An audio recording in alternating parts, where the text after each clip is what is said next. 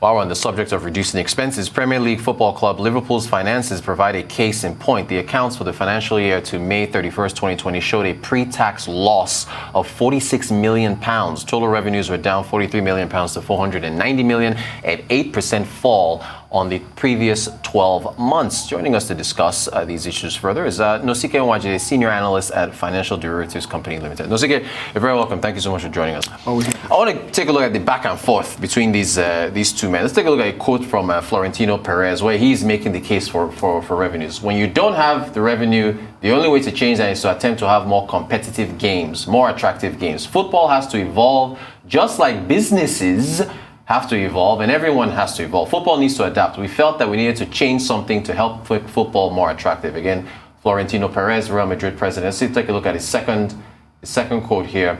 Then he says, we have to explain to everybody that this is not a league for the rich clubs. It's a league to save all the clubs. Otherwise, football will die.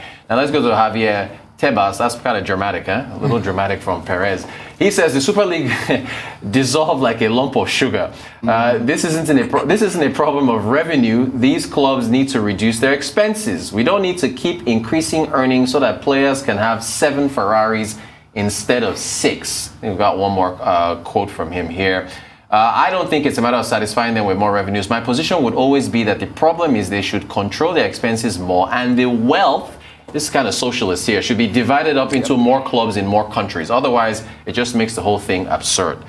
Nosike, what do you make of the case for revenues and reduction in expense, like personal finance for sports clubs? Yes. What do you make of it? It's two sides of the same coin. Okay. It's cutting expenses or raising revenues. I mean, if you're on the side of revenues, like the Real Madrid president is, they were one of the, at the forefront of pushing the Super League, which has failed. You want, as a business person, you raise revenues. You watch your costs, and at this point where marginal cost is equal to marginal revenue, that's where you keep things steady. That's what the average educated business person, not even the uneducated business person, you raise revenues, you raise costs, and as long as you keep getting additional revenues, keep seeking to make additional revenues until the cost of getting that additional revenue is no longer an incentive. Yes. So, I mean, a Super League, in its sense, would bring the top leagues from around the world. These are the top clubs from the top leagues in the world. These are the clubs with clout, with status, with popularity, and their brands on their own. So you bring them together in the form of like the leagues in America, the football leagues, the basketball, the American football type leagues, where clubs are owned by billionaires. I think the Forbes top 10 biggest sports franchises in the world, the top 5 were from American sports franchises. Then I think Real Madrid. Then Barcelona comes in at number 6. So, I mean, it guarantees you increased revenues if you have that sort of club. But on the expense side, the biggest expense of a football club is the wages.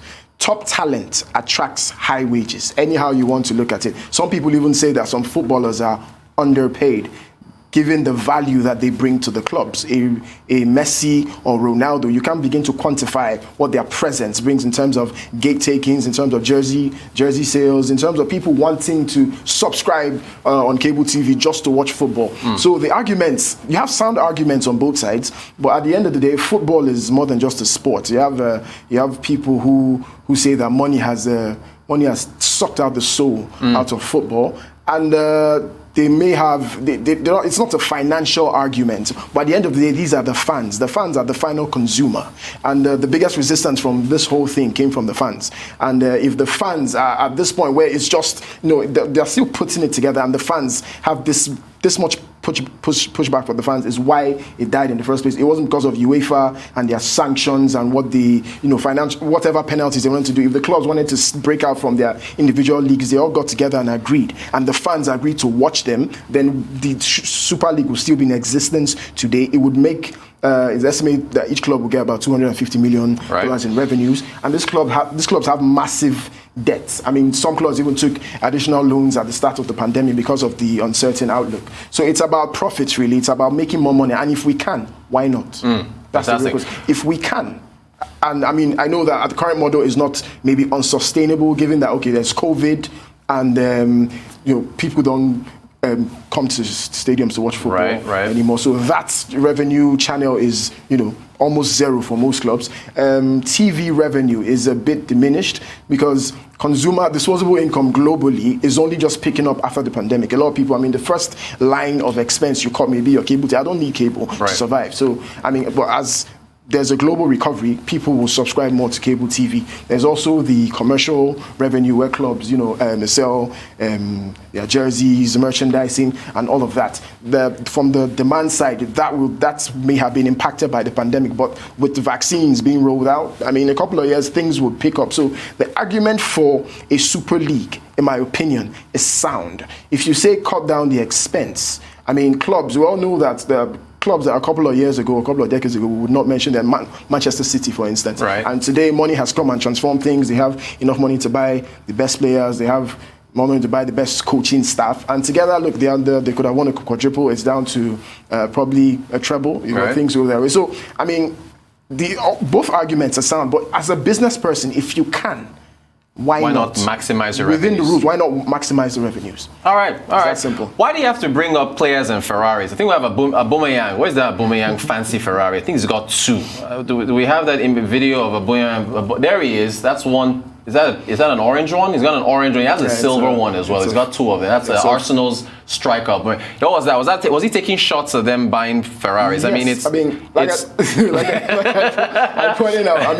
The biggest expense. There's the silver one. There it is. That's very flashy. Yeah, that's real flashy. For every football club, the biggest expense is the wages, like you said, players, and you get how much you get what you negotiate for. These guys have some super agents who negotiate really fat salaries for their clients, and they make a little portion for themselves.